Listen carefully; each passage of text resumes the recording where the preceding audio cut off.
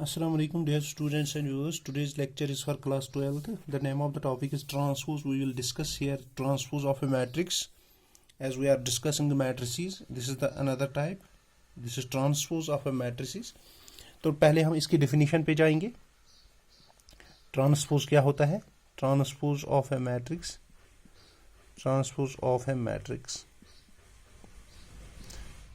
तो transpose of a matrix की definition हम बताएंगे. तो अगर हम इसकी usual definition the matrix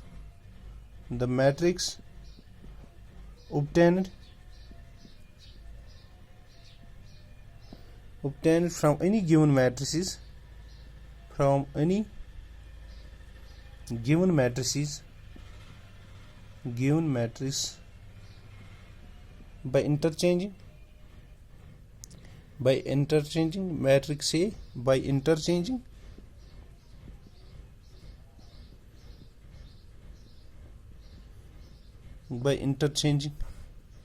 its rows and columns. By interchanging its rows and columns is called transpose. Its transpose. Its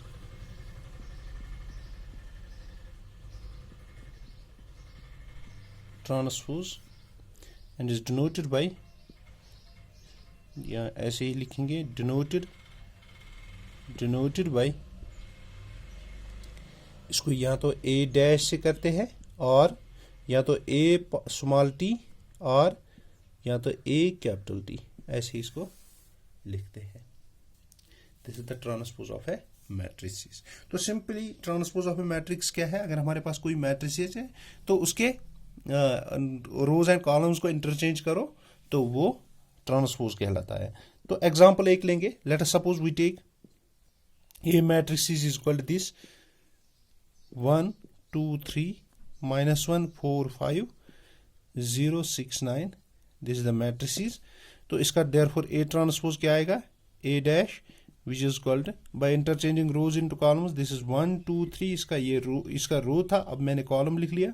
-1 4 5. तो यहाँ पे क्या है? 0 6 9. This is the transpose of this matrix. This is the transpose of matrix simply by interchanging rows into columns. तो अब हम इस पे रिजल्ट एक देखेंगे. तो रिजल्ट में क्या है? थ्योरम एक. तो थ्योरम में क्या है? अगर हम if a dash and b dash और transpose of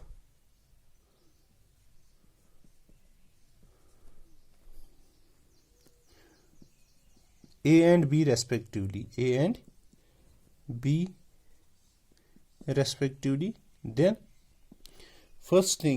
the first result is अगर हम a ट्रांसपोज होल ट्रांसपोज करेंगे तो वो a के बराबर. सेकंड, अगर हम करेंगे a plus b whole transpose, वो a transpose plus b transpose के बराबर है. थर्ड वन इज अगर k टाइम्स a ट्रांसपोज करेंगे तो वो आएगा k इंटू a ट्रांसपोज. और फोर्थ वाला जो है very important, this is known as the reversal law. तो रिवर्सल लॉ में क्या है? अगर हमारे पास ए बी होल ट्रांसपोज है तो वो किसके बराबर है? B transpose A transpose. तो इन जनरल क्या होगा ये? इन जनरल क्या है? दिस इज अगर हमारे पास बहुत सारी मैट्रिक्स है A1 A2 A3 so on AN, अगर इनका ट्रांसपोज करेंगे तो ये किसके बराबर आएगा? AN transpose so on A3 transpose A2 transpose A1 transpose. तो ये इसके बराबर मीन्स रिवर्सल लॉ. तो इसका जनरल रिजल्ट है. अब हम इसके बाद पढ़ेंगे symmetric matrices, important topic.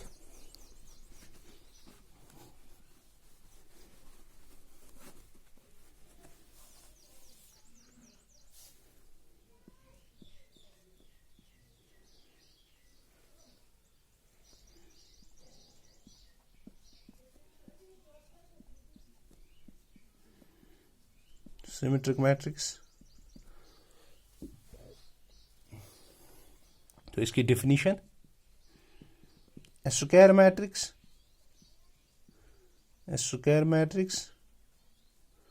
let us suppose we take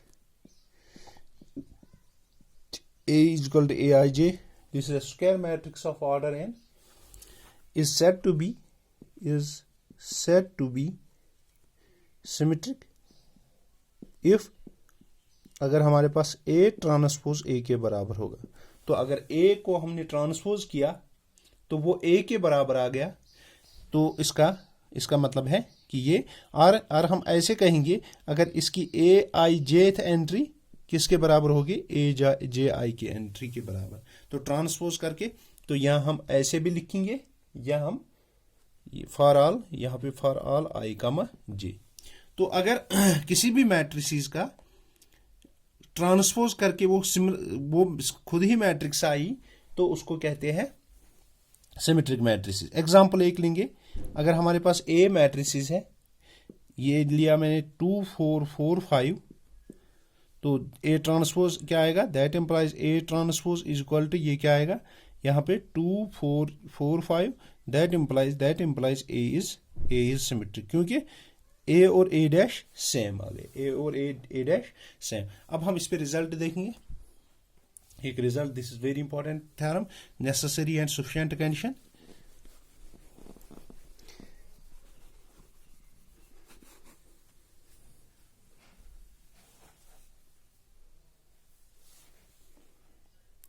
theorem में क्या है, the necessary and sufficient condition, the necessary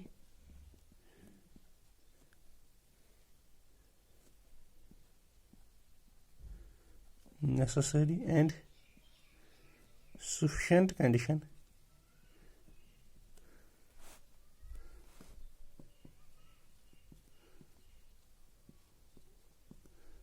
the necessary and sufficient condition for a matrix A,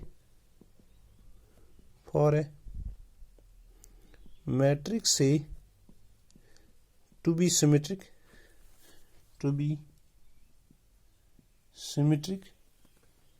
is that A transpose is equal to A। तो अब हम इसकी proof पे जाएंगे, तो हमें नेसेसरी एंड सफिशिएंट कंडीशन बतानी है। तो necessary condition, the condition is necessary,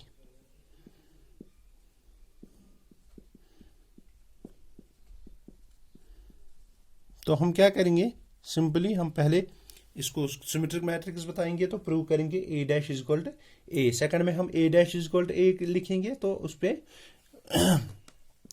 हम कहेंगे let A is equal to Aij be N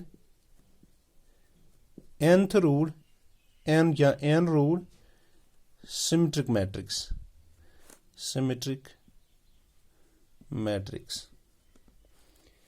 then जब ये सिमेट्रिक मैट्रिक्स है, देन बाय डेफिनेशन क्या है, डेफिनेशन जो है वो है Aij is equal to Aj, जो इसकी ij थे एंट्री होगी वो Ji थे। आल्सो अगर ये nth रूल सिमेट्रिक मैट्रिक्स है, तो A dash will be A also A will be an nth rule n या n रूल मैट्रिक्स। ये तो क्लियर है, ये भी स्क्वायर मैट्रिक्स है। Now j, ith entry of A dash किसके बराबर होगी, या हम कहेंगे j entry of A dash is equal to j, ith entry of किसकी, entry of A which is equal to Aij, लेकिन वो किसके बराबर है, Abi। By definition that implies this is equal to i, jth entry of या element of A। That implies, तो इसका मतलब क्या है, इसका मतलब है कि जो ट्रांसपोज है वो ए के बराबर है। तो जो हर की, क्योंकि इसके हर कोई एंट्री के बराबर है, तो इसका मतलब है A dash is equal to A. अब हम वापस जाएंगे, हम करेंगे सफिशिएंट कंडीशन। तो सफिशिएंट कंडीशन में क्या है, सफिशिएंट कंडीशन, सफिशिएंट कंडीशन, तो सफिशिएंट कंडीशन में क्या है, सफिशिएंट कंडीशन में है let A dash is equal to A, means